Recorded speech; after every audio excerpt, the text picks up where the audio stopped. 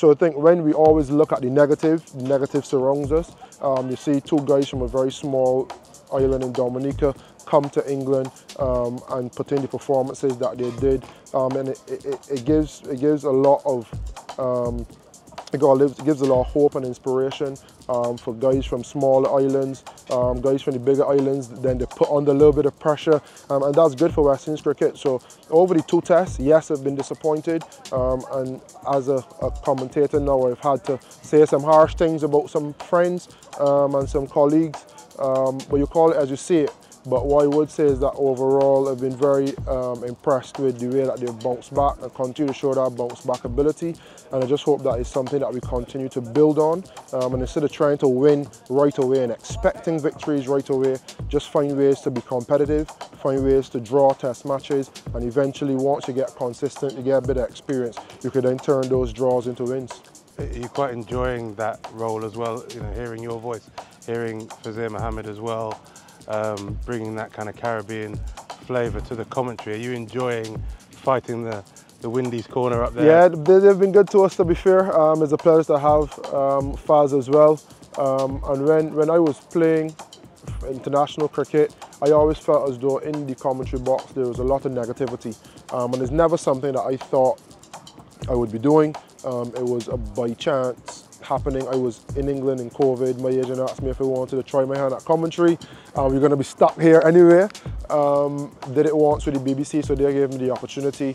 And ever since, it just kind of snowballed into potentially life after playing. So, I mean, thanks to the BBC for that. It was really good for them to bring on Fazir as well. He did a little bit in the World Cup, now coming here. So I've actually been able to start to pick the brain of Faz a little bit more. Real good historian, real good knowledge of the game, knowledge of the Caribbean, and knowledge of Test cricket gone by, and kind of understand the standards that he would have seen in the past. And then from my standpoint as a recent player, kind of share with him some of the challenges, and there's an ongoing conversation. Ian Bishop is not in the BBC box with us, but he's a part of the media team as well, and I have those conversations with him. So I've enjoyed being on this side of it. I've been able to pick the brains of some people that I probably wouldn't have had the chance if I was playing still, and I'm trying to increase my knowledge base as well, so that I can try to fly the flag for West Indies cricket. It's given me everything that I have, and if I can be in the commentary box trying to usher in a new legacy and a new era, then that's the task bestowed, and try to do it as best as I can. There's one more test to go in this series, over to Edgbaston. How are you going to fly the flag and get these boys rallying for one more? Well, kind of a Birmingham boy, had 2 years at Warwickshire, so I'll get them out for some meals, some Caribbean, some not. And yeah, I think they just need to be true to themselves. Whatever you do or have been doing to get you to this stage, do it a little better.